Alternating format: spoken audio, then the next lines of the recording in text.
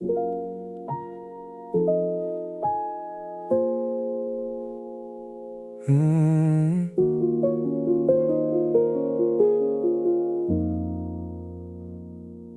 display read 46, nobody complained.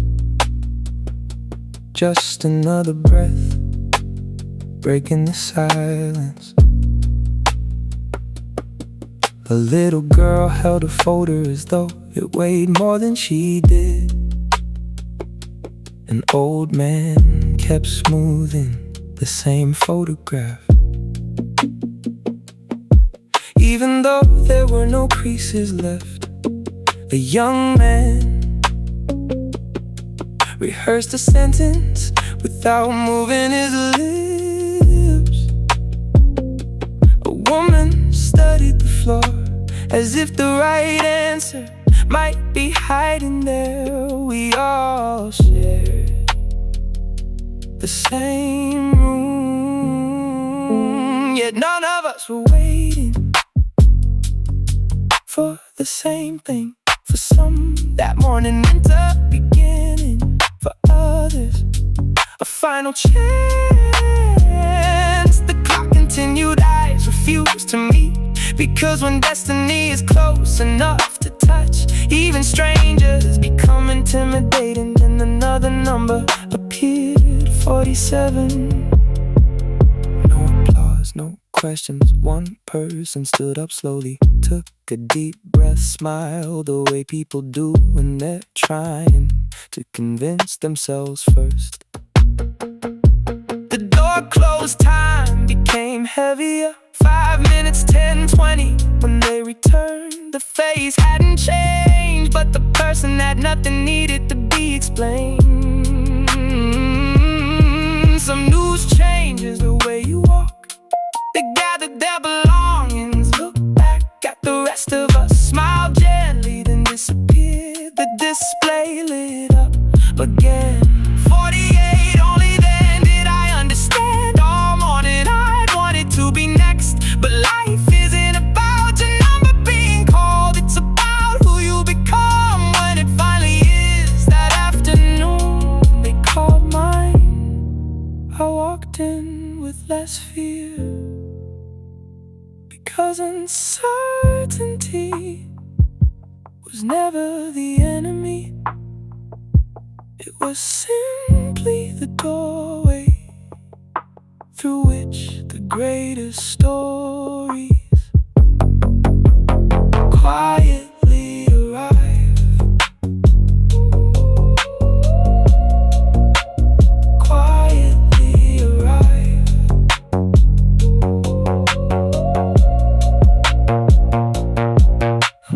Person number 47 walked out with a different future. I walked out seeing my own through different eyes.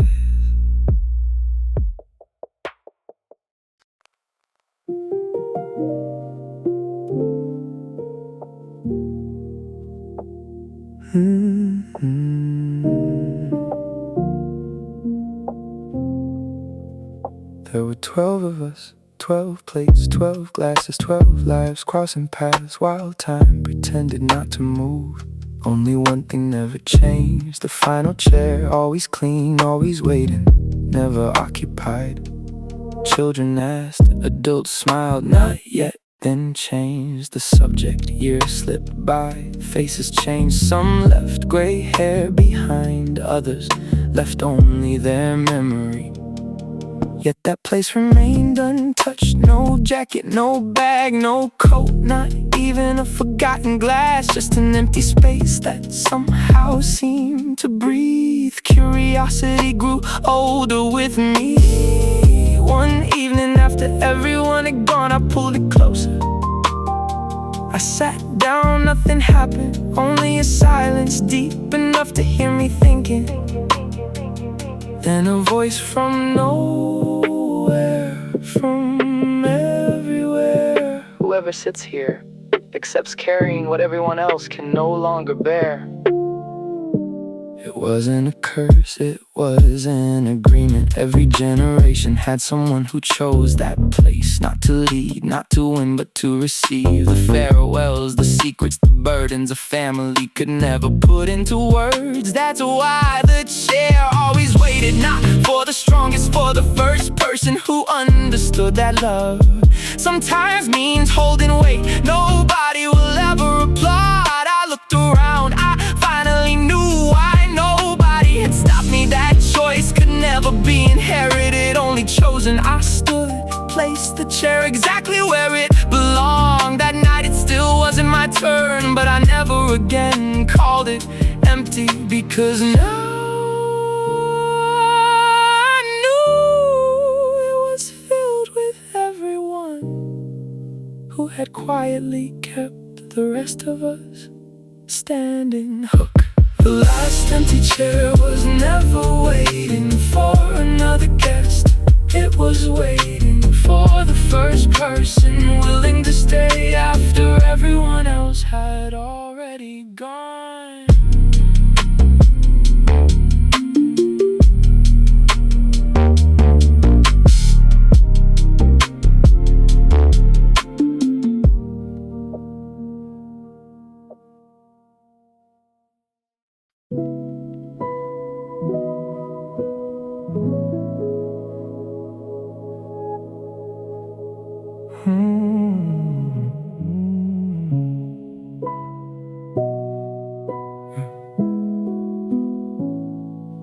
Last night, I apologized for a goodbye that never happened. I packed a suitcase for a journey nobody had canceled. I rehearsed a conversation that nobody ever spoke.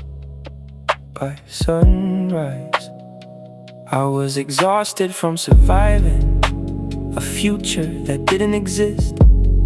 Somewhere inside my mind there's an architect working overtime. He built storms before the clouds, writes endings before the first page, leaves empty chairs for guests who never planned to leave. He is brilliant, he is terrified. Every morning he hands me another version of tomorrow. Some are beautiful, most never happen. I have celebrated victories, still waiting to be born. I've attended funerals for people who are laughing today. I've watched bridges collapse without a single stone ever moving. I've carried grief for strangers who never became memories. One afternoon I found an old calendar. Every page was blank. At the bottom someone had written, stop filling days that haven't asked to be written yet. I closed it, walked outside. The wind didn't know my plans. The sky didn't recognize my fears. The world continued without reading the stories I'd invented for it. That's when I finally realized tomorrow has never broken me. Only my imagination arrived there too early. Hooked. Tomorrow hasn't arrived yet I've already borrowed tears from it. Maybe peace isn't waiting at the end of the road. Maybe peace begins the moment we stop walking ahead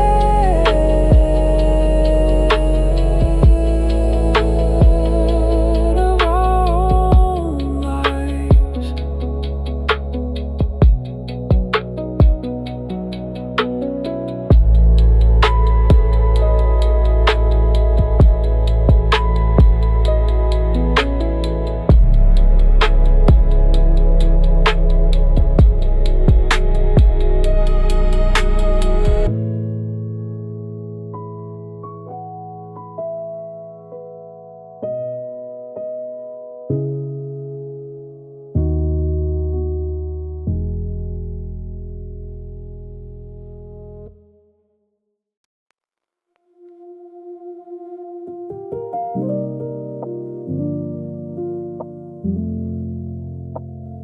Nobody remembered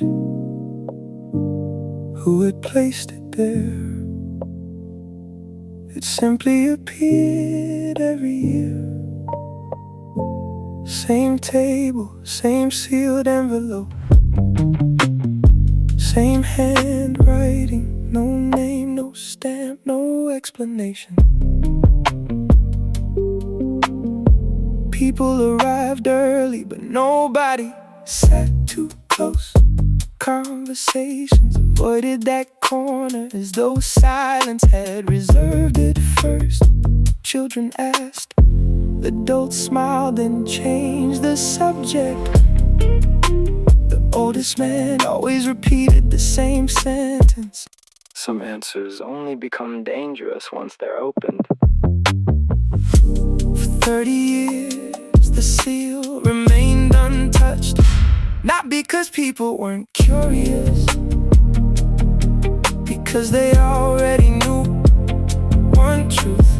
Whoever opened it would never leave us the same person. One winter evening, the lights failed, darkness settled.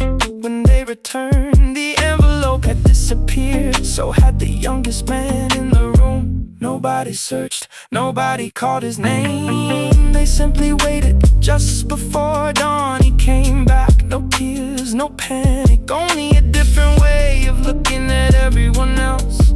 Someone whispered what was inside. He smiled, folded the empty envelope, placed it exactly where he'd found it, then answered nothing. The letter was never meant to tell me what to do. It only asked one question that I'd been avoiding my entire life. Nobody asked again, because they realized the words inside the envelope were different for every person who dared to unfold that.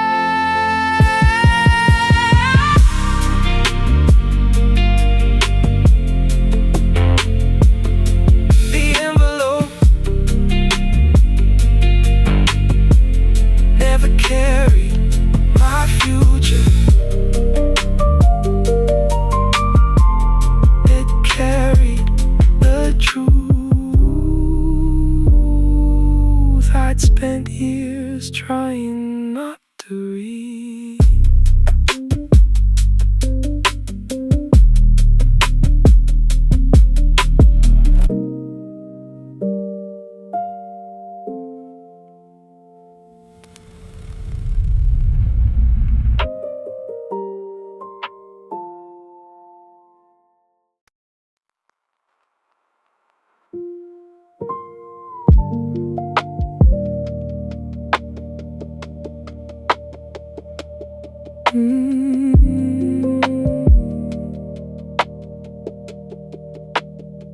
There is a strange moment when leaving feels easier than discovering what happens if you stay.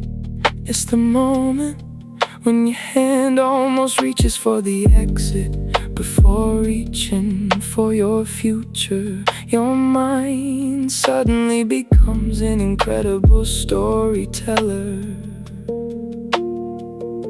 It writes disasters with astonishing detail. It predicts rejection using voices that have never spoken. It invents failures so convincing your body starts believing they've already happened. Meanwhile, reality waits patiently, doing nothing. The chair doesn't know you're afraid. The unopened message hasn't decided what it will say. The stage doesn't know who will walk onto it. The person on the other side hasn't answered yet. Only one thing has already chosen its direction. Your imagination, it has traveled so far ahead that it forgot to take you with it. Then something almost invisible happens. You stop trying to predict, you simply take beat, one more breath, one more step, one more heartbeat, and suddenly the future is no longer a monster. It's just another room you haven't entered yet. Years later, people will remember the speech, the victory, the answer, the embrace, the beginning. Nobody will ever applaud the quiet courage it took not to walk away a few moments earlier. History never begins when everything changes. It begins the instant you decide your fear will no longer write tomorrow for you.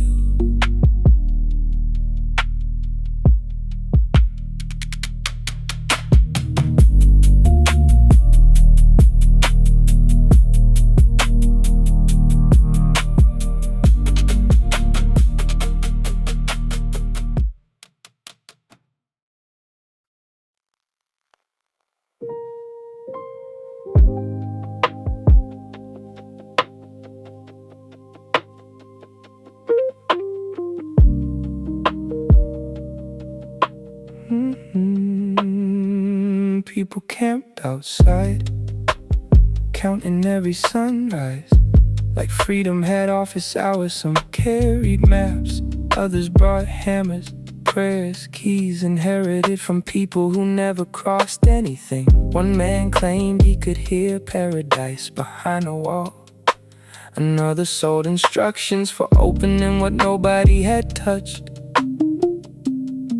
Business was good, children asked, why don't we just walk? The adults laughed, the way fear laughs when innocence asked the wrong question. Years became traditions, traditions became laws. Soon the waiting mattered more than whatever was supposed to be inside. Some decorated the entrance, some painted numbers to organize the line. Some built statues for the first person who promised tomorrow. Nobody noticed, there wasn't even a lock, only stories. I blame the world, I blame timing. Look, my name, the city, the people performing everything except the one thing standing still, me. Then I lean closer, no keyhole, no hinges, no sound of anything trapped, just empty space where I had imagined a barrier.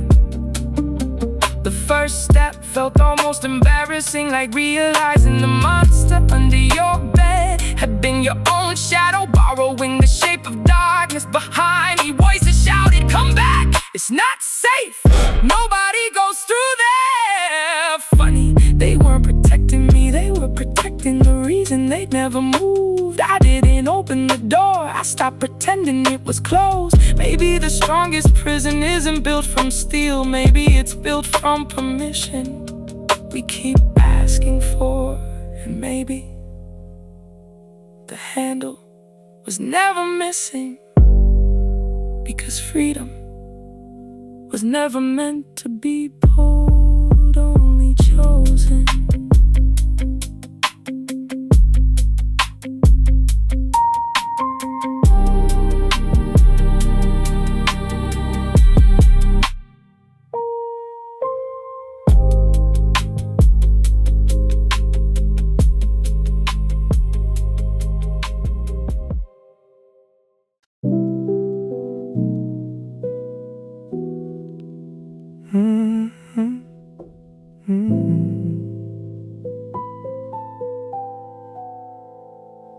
Nobody remembered who built the station. The rails ended in darkness.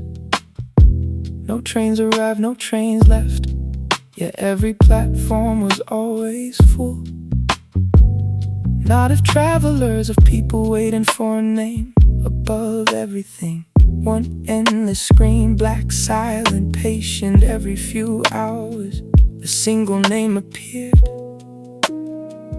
No alarms, no countdown, just white letters cutting through the darkness. The owner of the name always looked up first, as if some invisible part of them already knew. They never argued, never ran, never asked why. They simply walked toward the tunnel where no train had ever been seen. Nobody followed, nobody could. Those who returned were impossible to explain. One woman came back, speaking to someone standing beside her. Everyone else saw empty air. A boxer returned, afraid of applause. A child suddenly knew how old mountains were. An old man laughed for the first time at his own birthday. Nobody came back the same person. Some looked happier, some looked lighter. Some carried victories that nobody else remembered happening. Others walked like they'd left their favorite lifetime inside the tunnel. The city never discussed it, schools never taught it, news never reported it. It existed the way gravity exists. Questioning it changed nothing. I promised myself I wouldn't become one of the people who spent their life looking up. So I kept my eyes forward day after day, year after year, until one afternoon everyone around me looked above my head, not at me, past me. The station became so quiet I could hear someone's breathing that wasn't mine. I turned slowly, there it was. Not my first name, not my last, just the name. Only one person had ever called me, the one I had buried with them. No one there could have known it. The tunnel opened up with light, with memory, and suddenly I understood. The screen had never been choosing people, it had been calling the version of them that was still waiting to come home.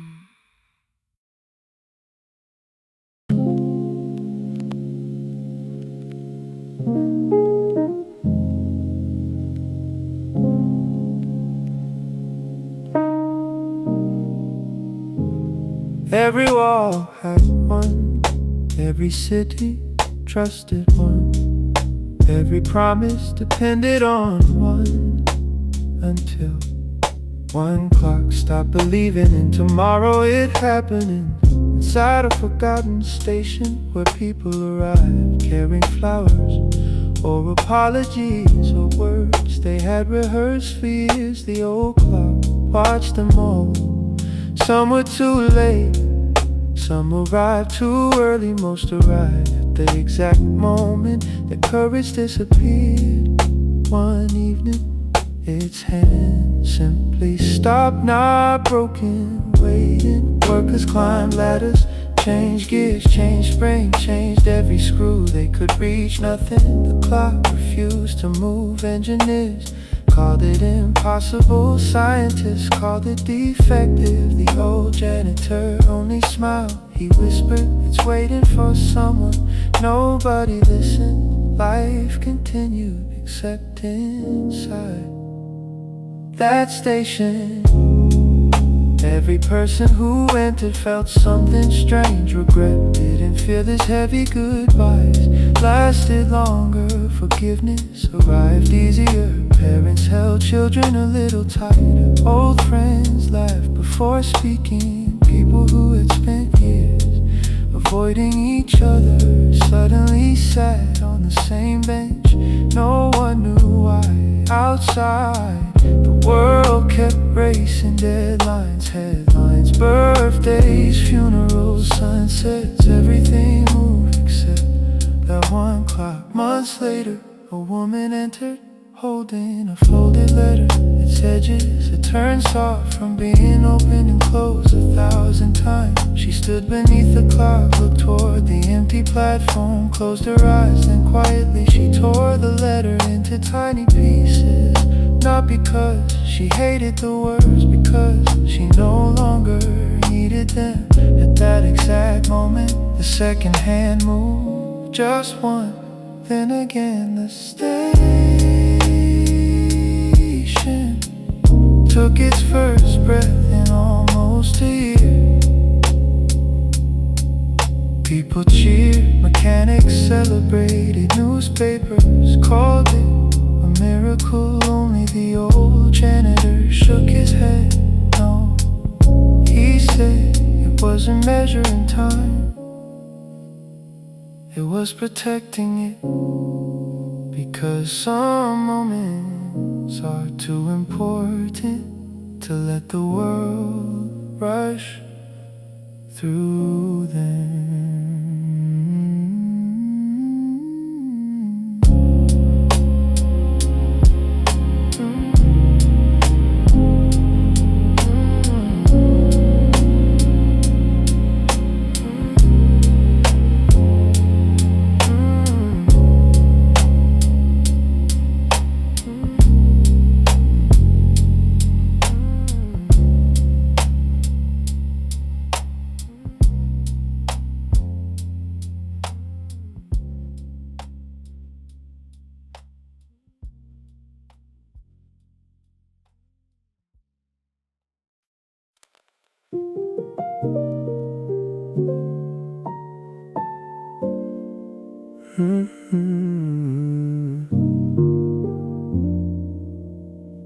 The room had no music, no television, no announcements, just people holding their phones like fragile promises. Some stared at the floor, others at the ceiling. Nobody looked at anyone. Then two invisible phones rang. At least, that's what we both believed. Hello? We spoke at exactly the same moment. The room didn't react. Nobody else had heard anything. I looked down, my screen was still black, so was yours. You laughed first, not because it was funny, because reality had just forgotten its own rules. You asked, did yours ring too? I nodded, that should have been the end. Instead, it became the beginning. We never exchanged our names. Names are useful when people expect to meet again. We didn't, or so we thought. You spoke about dreams you had quietly resigned from. I spoke about fears I had carefully disguised as responsibility. Somewhere between strangers and silence, our lives introduced themselves. Hours disappeared, neither of us noticed. Outside, appointments expired, messages arrived, opportunities left for the first time. Missing something felt exactly right then. Your real phone rang this time. Everyone heard it. You looked at the screen, smiled, pressed decline. So you said, maybe this was the call I was supposed to answer. I never asked where you were going. You never asked where I came from. We stood, walked away in opposite directions. Years later, people congratulating me for the life I had built. They called it courage, luck, timing, they were wrong. My life didn't change because of a decision. It changed because one day, someone I had never met answered the same silence I did.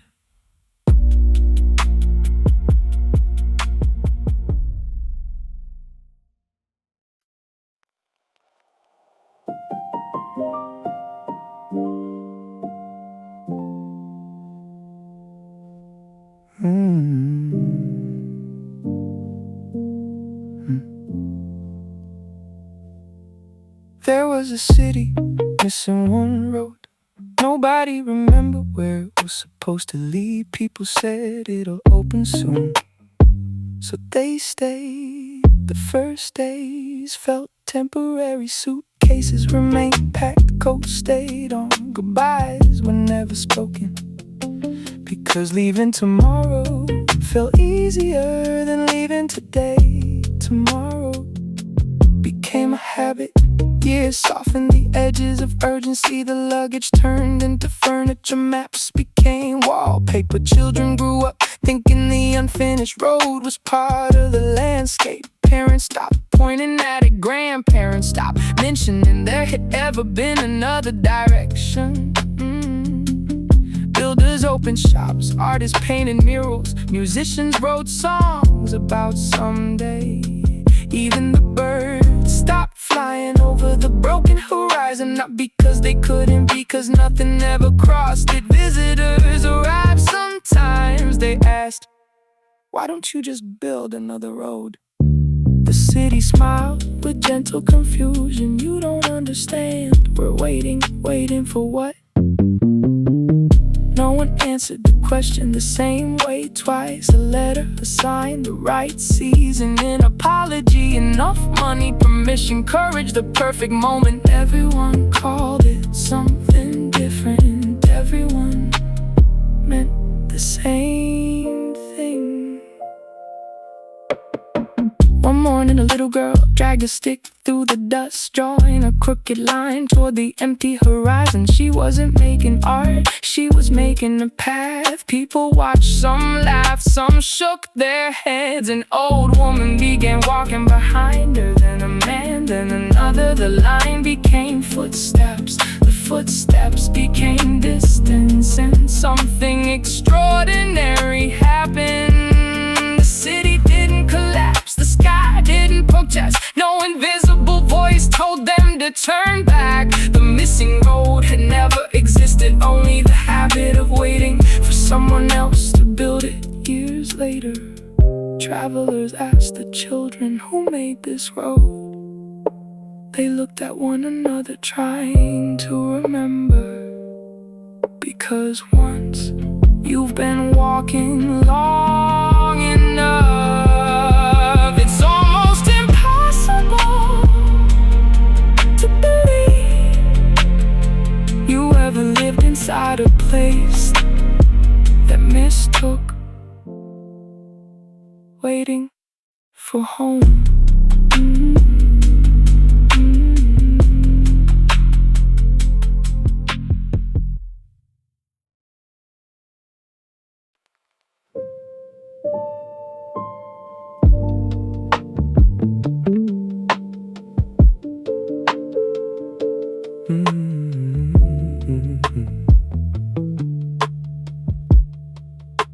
It hung between a broken umbrella and yesterday's weather. Winter ended, then another, then another. People borrowed the hook beside it. Nobody borrowed the coat, its color, forgot what sunlight looked like. Dust learned its shoulders better than hands ever had. The caretaker thought about throwing it away. Every year he changed his mind, not because someone might return, but somehow it still felt expected. One quiet afternoon, a loose stitch surrendered. Something slipped from the inner pocket, an old ticket. Its date had already disappeared. Only the destination remained. There was no record of that place ever existing. Weeks later, a small key appeared beneath the line, and no address, no number, only years of being held by the same hand. Another pocket offered a foreign coin. The country had changed its flag long ago. The money belonged to somewhere that no longer existed. The final pocket kept one folded page. No letter, no goodbye, just one name crossed out carefully. Not with anger, not with regret. Almost like someone had finally managed to forgive the sound of it. People invented stories he must have left. She probably forgot it.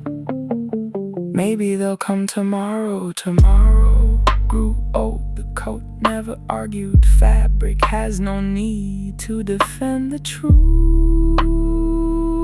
It simply keeps the shape of the life that once filled it. Years passed, the station was renovated, walls disappeared, lights changed, maps were replaced. Only one thing kept its place. That coat one morning a child asked, "Why don't you open the other pocket?" The caretaker frowned, "I already did." The child pointed, "No, that one hidden inside the collar where no one had ever looked was a tiny piece of cloth carefully sewn shut. Inside there was nothing, nothing except the scent that time had somehow failed to steal." The caretaker closed it again, hung the coat exactly where it had always been, because he finally understood it wasn't waiting for its owner, it was waiting for someone to realize that not every life leaves behind a photograph. Some lives leave behind the spaces that refuse to stop remembering. Nobody remembered the owner, but the pockets remembered everything.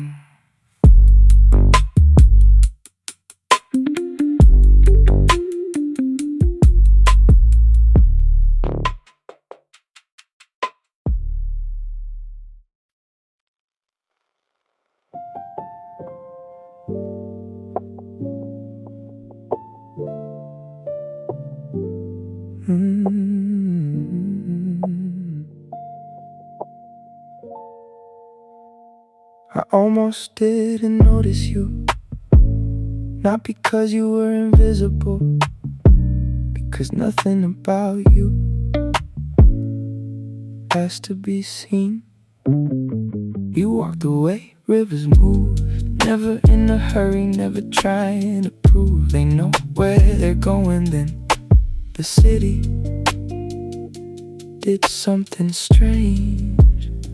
A newspaper lifted from the pavement and landed perfectly at your feet. A traffic light changed before you reached it. A dog that had been barking all morning fell silent as you passed, and no musician stopped tuning his violin, not to play, to listen. It lasted only seconds. The world didn't stop, it simply fit you like a jacket tailored before you were born. I kept walking on, at least my body did. Something else had already turned around. I tried to remember where I'd seen you.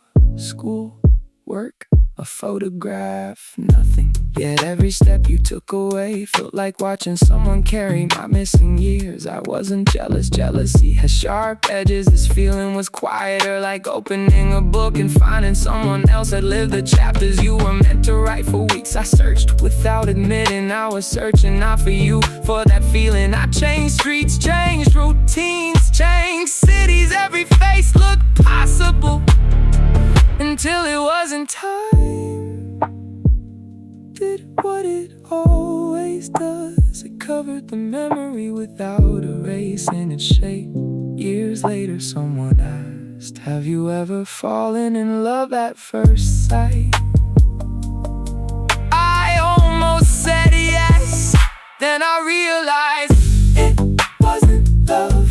Love belongs to another person. This belongs to another life. Only then did I understand why your face had never seemed familiar.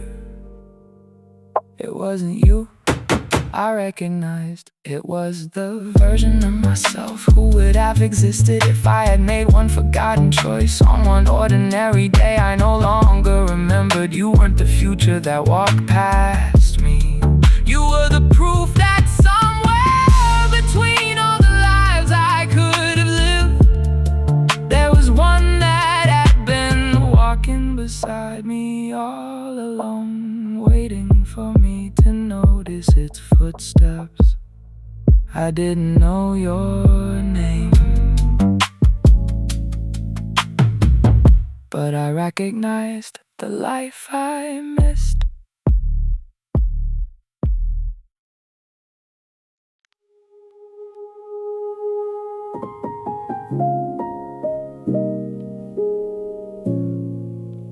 It didn't begin with goodbye. It began with one unanswered message, not ignored, simply left where it arrived. The world didn't shake, nobody noticed, so I tried something smaller. I stopped being the first voice in every silence, the first apology, the first invitation, the first "Are you home yet?" the first "Did everything go okay?" the first I remembered. Days unfolded without my fingerprints, birthdays arrived without reminders, dinner tables missed the person who always booked them. Arguments lasted longer, not because I wasn't there to solve them, 'cause everyone had quietly assumed someone else would. I watched from a distance that couldn't be measured in kilometers, only in effort. People said, "He's been busy," then "He's changed." Later, "He's become cold." Funny, no one asked whether I was tired. One afternoon, I opened my calendar. For years it had looked like borrowed time. Other people's emergencies, other people's celebrations, other people's loneliness. My own name had almost disappeared between theirs. Then something happened I never expected. Space, whole evenings with nowhere. I was supposed to be mornings that belonged to nobody. At first they frightened me. I'd spent so long being useful, I had mistaken exhaustion for identity.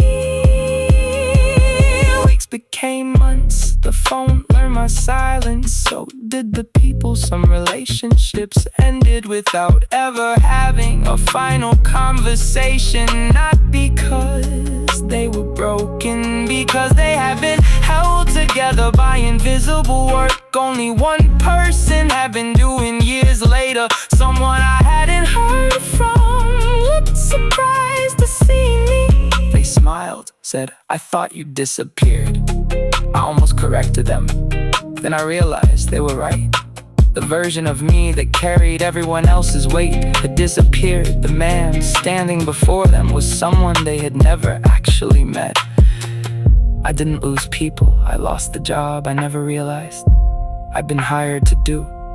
And for the first time, my life stopped feeling like a bridge everyone crossed, and finally became a place I could live. I stopped holding everything together and watched who blamed the fall.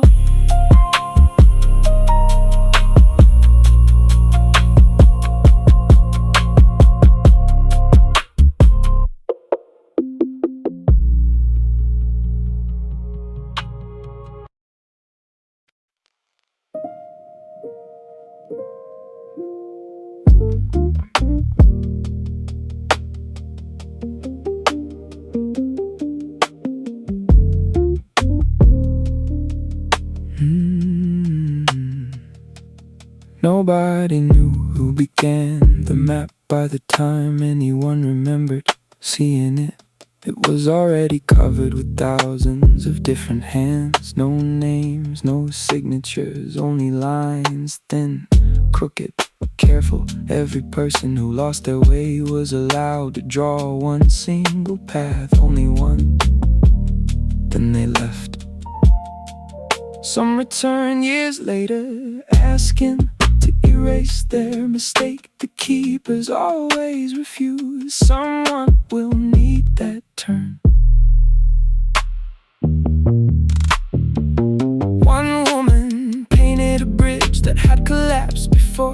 crossed it. A sailor marked an ocean where hope looked exactly like certainty. A musician drew a beautiful road, then quietly wrote. The applause begins here, so does the loneliness. A father left a small circle beneath an old tree. No explanation, just one sentence. Stay one more hour.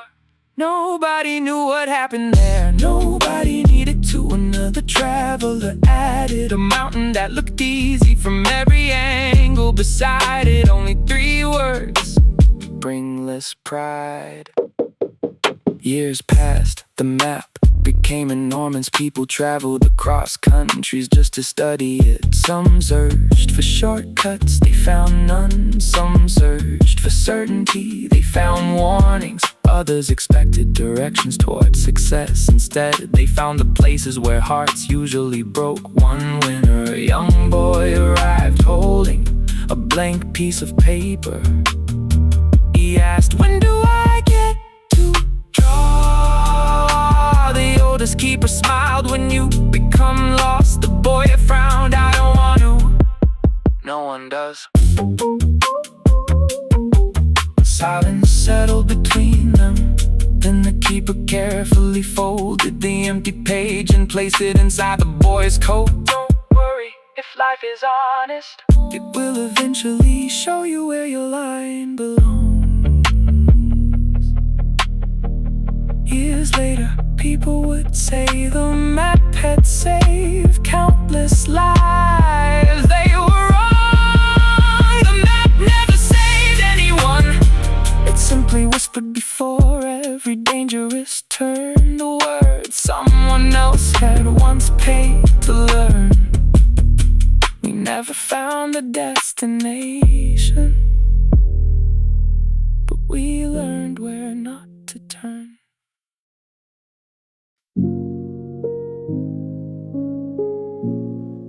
The envelope had no return address, only my name written like someone already knew how it would sound inside my hands. There was 1 page, 1 sentence. "When the day comes, I hope you'll remember I was already sorry." No date, no explanation, no signature, just those words at first. I laughed. People receive love letters, invitations, good news. Who receives tomorrow's guilt? I folded it away, or at least I tried, because after that, every kindness grew another meaning. When you smiled, I wondered what you were hiding. When you held my hand, I counted how long before you let go. When you said, "I'll always be here," my heart stopped listening to the promise and started measuring the distance between always and until nothing changed. That was the worst part. Morning still arrived. Your laugh still filled the empty corners of ordinary days. You still reach for my sleeve when crossing the street. You still remembered the songs I never told you I loved. Everything was beautiful, everything felt guilty. I searched for clues inside harmless moments. A delayed reply, a forgotten look, an unfinished sentence. Tiny cracks I wouldn't have noticed if someone hadn't handed me the fear before the pain. Months became years. The letter grew older, so did we sometimes. I almost believed it had been a mistake, then I'd find it again, hidden between forgotten pages, and the future would crawl back into the room. One winter evening, you found the envelope. You read it twice, 3 times, and you looked at me with tears I couldn't understand. Quietly you whispered, "I never wrote this." The room became smaller. If not you, then who? You touched the paper like it belonged to someone we had both lost. And for the first time, I noticed something I should have seen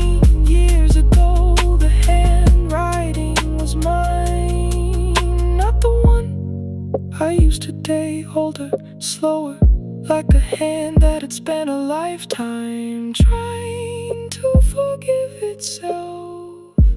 Suddenly, I understood the letter. It never warned me about your betrayal.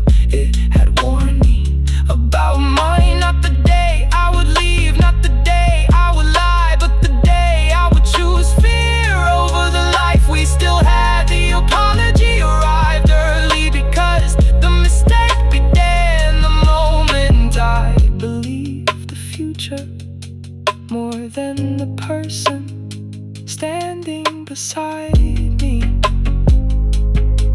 You said sorry before